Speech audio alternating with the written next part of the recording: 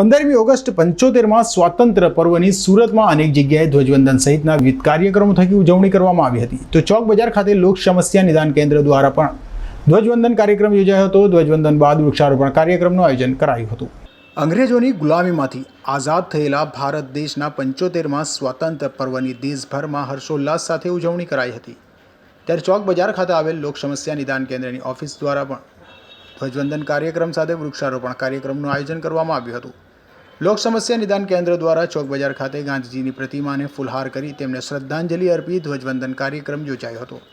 જેમાં લોક સમસ્યા નિદાન કેન્દ્રના સમતભાઈ શેખ સાથે ચોક બજાર ખાતે આવેલ કુબેર મહાદેવ ભંડારી મંદિરના મહારાજ નલિન કુમાર જાની, લોક સમસ્યા નિદાન કેન્દ્રના બલ્લુભાઈ રેતીવાલા, સિજાઉદ્દીન કાદરી સહિતના સભ્યો ઉપસ્થિત રહ્યા હતા અને તિરંગાને સલામી આપી. ત્યારબાદ વૃક્ષારોપણ કાર્યક્રમ યોજ્યો હતો.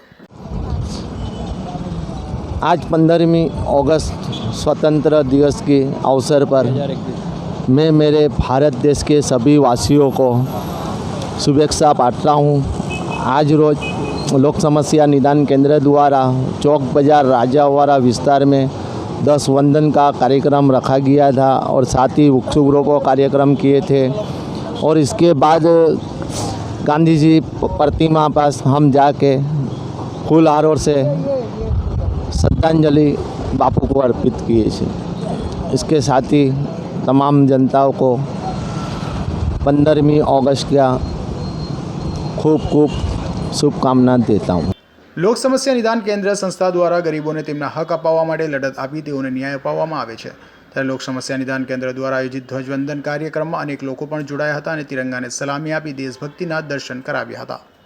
Azhar Qureshi, G24 news.